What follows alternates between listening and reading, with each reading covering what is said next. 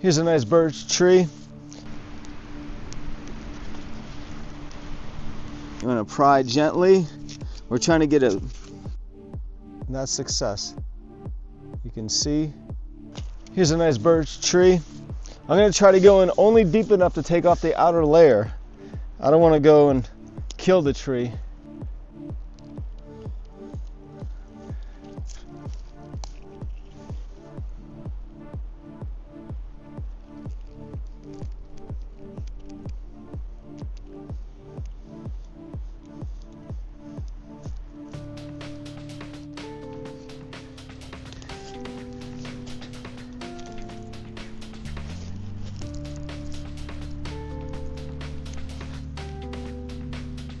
Now I'm going to work the corner,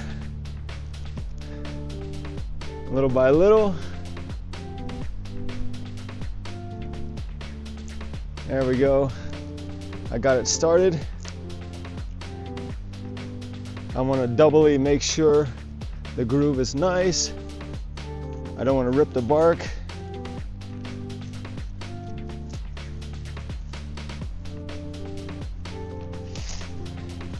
Now I should just use a screwdriver because it's more blunt.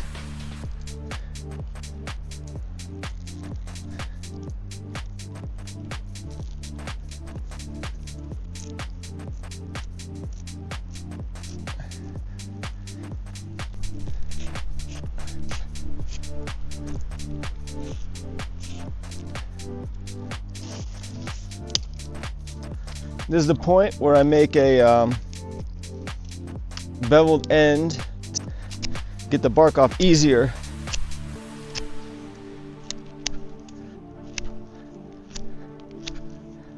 Gonna make it kind of like a screwdriver tip. Gonna try to make it flat.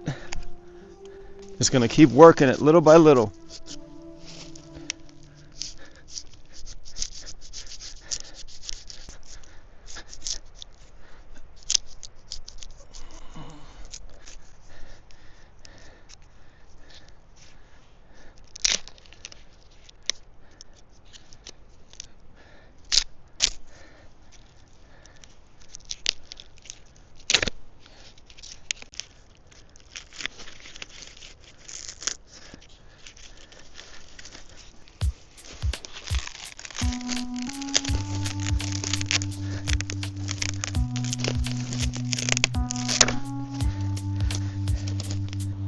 Okay, there's many ways of doing this. I can take a knife blade and cut down.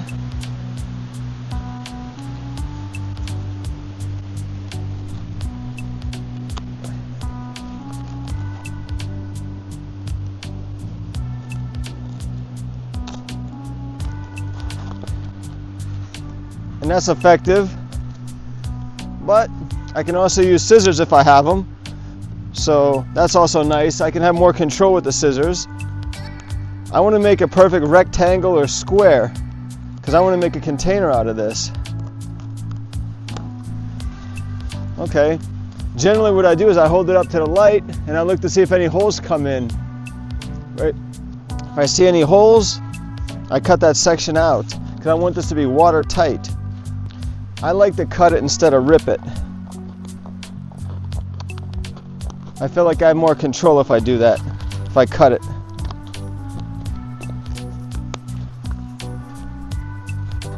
That's pretty good there. Have these layers on the inside that I can remove so it's a single sheet. And this is also good for fire starting. And I carefully remove these thin little sheets.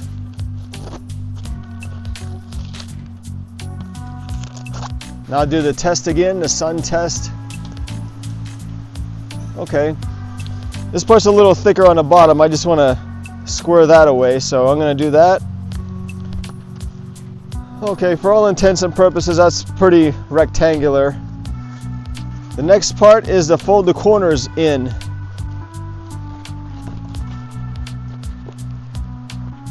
This is best done with fire, so it can heat the material up. Well, I guess it's only fitting that we should use birch bark to make the fire. We'll go with the classic scraping. Get that pile.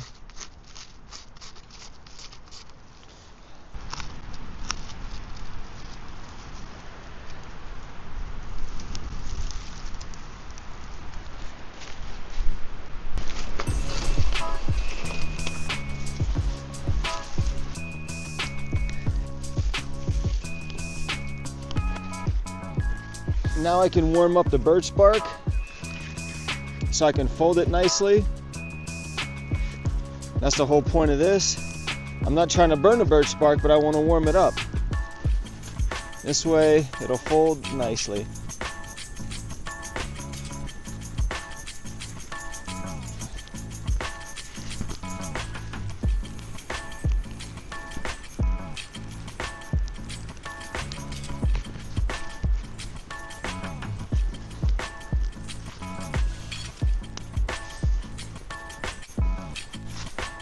That's starting to fold nice.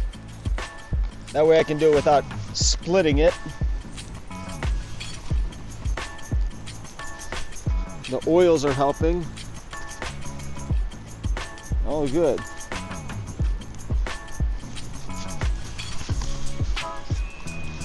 Now for the other side.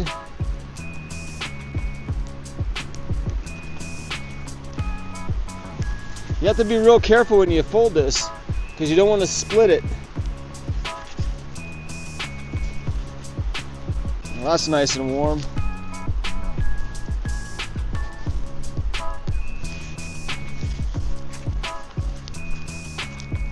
I'm going to get some of the middle warmed up. There we go.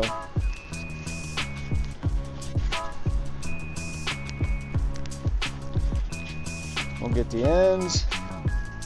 Fold one side over, fold the other side over. Excellent. Same thing on the other end. Got to get a little bit warmer. Consolidate the fire.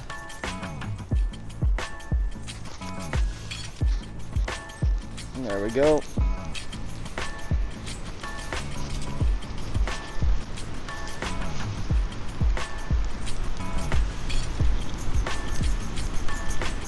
Now we have the makings of a container, but I need to pin it together.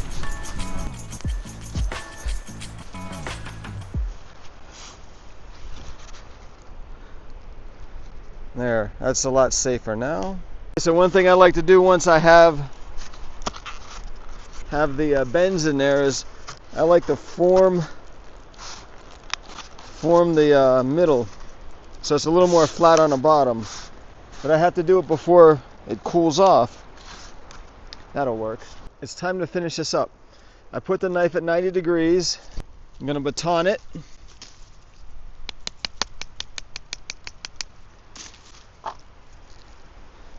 Sometimes what happens is the stick splits. So I'm going to put a clove hitch in here because it seems to have less strain on the birch bark. Basically, this is a thin strip of birch bark that I'm using. So there's my clove hitch clothespin. Here's a little tip. When I make these clothespins, I like to carve out some of the inside, sort of like the reinforced split bows. So that skill transfers over here, and it allows me to slide this over the bark easier. So that's what I'm going to do now. I don't have to worry about splitting it as much because I have the reinforcement birch bark on the side, on the end there.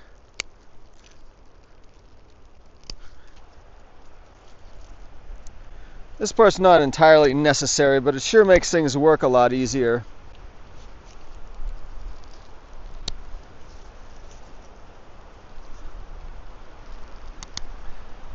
I sawed off the ends to make it look neat, but I'm going to show you what I did. You see how there's like a wedge, so that's going to slip over the bark easier. So again, I fold it. Looks like my reinforcement's falling out.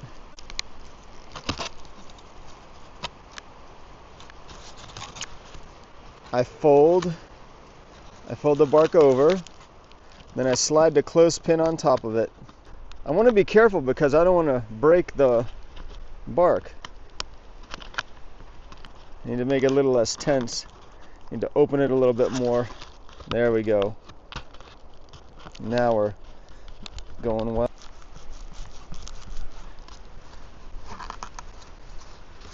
Alright, so this clothespin didn't break, but I have it there just in case.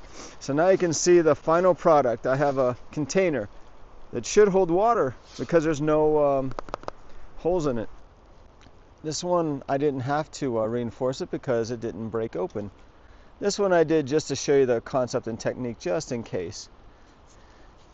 There's the inside. And that's the finished container. Here's a close-up. I can move it down lower if I need to, which I think I should. Just kind of gently wiggle it, open it up a little bit.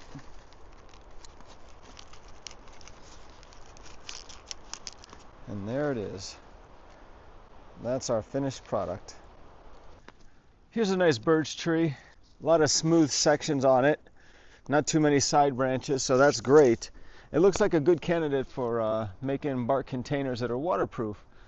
Now, I like these trees too much to hurt them all the time, so I don't really do this often. So sure, in an emergency, in a survival situation, do what you got to do, but when you're training, it's like, let's be nice to these trees because they'll help us out a lot. So I want you to know that. How do you go from this to this? Let's do it.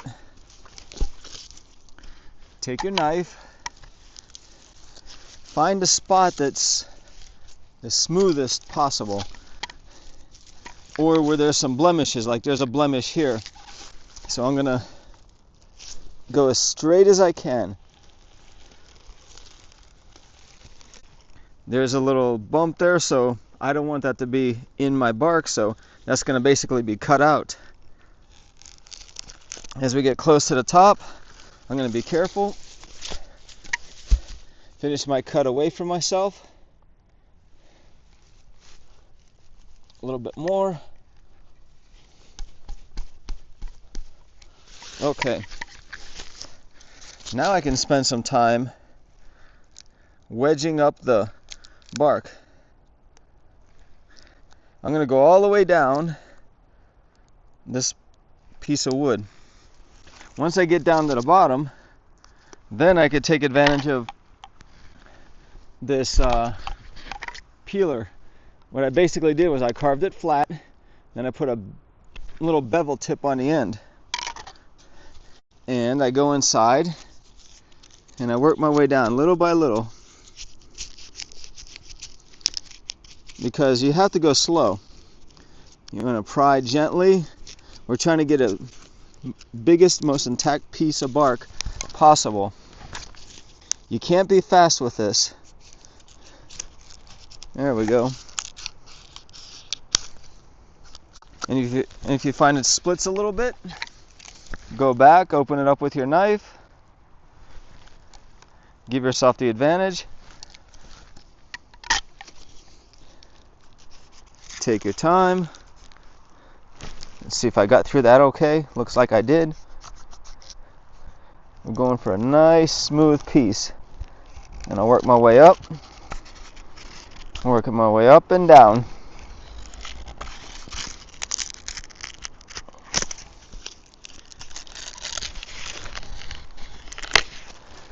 Well, it's split and broke here. I'll try to hold it together, but we'll still have a big enough piece of bark to accomplish what we need. Sometimes the more rough way is to just peel it off like that. Trouble is, I did it fast, and now I have a hole right here and here. It doesn't pass the sunlight test. So going slow is definitely your better bet.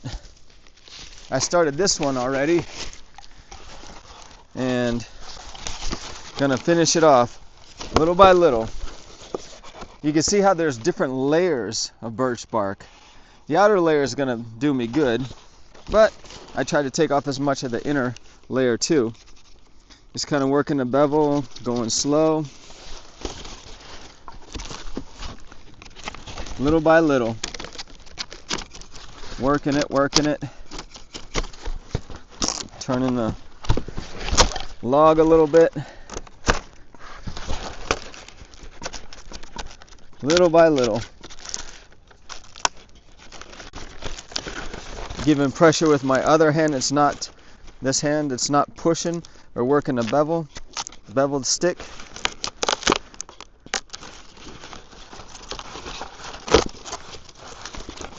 And we're just about done. Okay. This layer I can use for something else. This is one of those thin sheets. I can also use that for something else. But here's where it ripped because there was a little knot in the bark.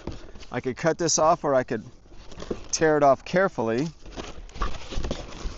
I might do that with a little bit of a bend so I can control where it's going to go. That's better. So I bent it. Now I have a chance of being a little more prescriptive with my cut. I don't want to just pull it and just rip it like crazy. Now I can use my knife like a letter opener. Kind of open it up. There. Now I have a nicer piece of bark than if I just kind of ripped and tore it, and now I have multiple layers intermingled in here, so control is what you need. This layer does pass the sunlight test. I see a little bit of hole right here, but I can cut that down and square it off, so I have a really nice piece of bark that I can make into a container here. Kind of separating the bark a little bit. Now I can use my beveled stick. There's the flat, there's the bevel there. What I do is basically go inside there and I work my way down. Then I can work the other side. Little by little, I start to separate the bark. There's a little kind of branch part. You can smack it to kind of loosen it up so you have the best piece of bark that you can get out of it. So that worked. I'll go all the way down the best I can, get the best sheet I can out of this, and that's how I do it. You'll get a feel for working bark as you go along. Anyway, that's a nice piece of bark.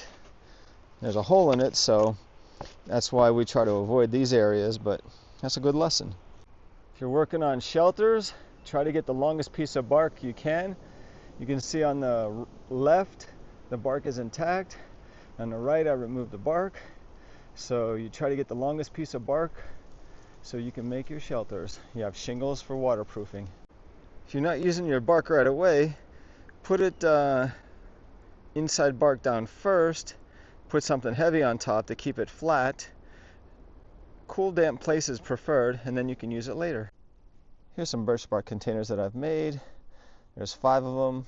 I like using the clothespins to keep them together. There are various sizes and shapes, but the one on the end there, I use paper clips to hold it together. Now, the paper clips have to be strong enough to hold them together, but use what you have, improvise. One of the clues that I use to know when I tap birch trees is whenever the maple buds come out. So there's the buds starting to bud out on a maple. So I know that my time is pretty much over for maple tapping, but definitely not for birch. Let's see how to tap this tree. First, make a V without cutting too deep. You just want to remove the first layer of bark. So then pry it off. Take your time. There. It's just enough bark. We make a hole above it.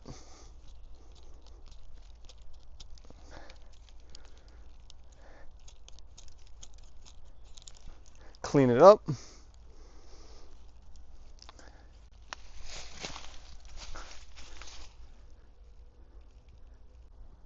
And that's success. You can see. Cut the top off. Screw it. Now I have a little bit of a funnel and a way for the sap to get collected. All I gotta do is tie this to the tree. This is exactly what we want to happen. The sap comes out of the hole, it goes off the little ramp into the container. That's a good flow rate.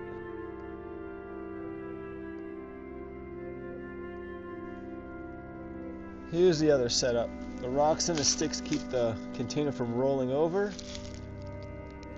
The sap is coming out of the hole, dripping down a little tab, and we have a little bit of progress inside. There's some sap collecting. It's a little hard to see, but whenever the drop hits, you can see the vibration. There it is. To answer your question, yes, yellow birch does yield sap. Let's see what we got here. It's the next day. It's April 16th, and yes, it snowed. That's wild. There's some slush in there. How much is actual sap? How much is snow? I think I got something. All right. This one looked like it's successful. Looks like a full container of sap. I know there's snow on it, but that funnel actually prevented some of the snow from going in. So that's a good haul of birch sap. So this birch container is waterproof. Water's or sap is still in there. Some of the sap looks yellowish, so that makes me think it's more birch sap. But the bottle, that was really good, really effective. We're starting off with pretty much a full cup, almost to the top. Well, there it is. There's the birch syrup. Let's see how much we got.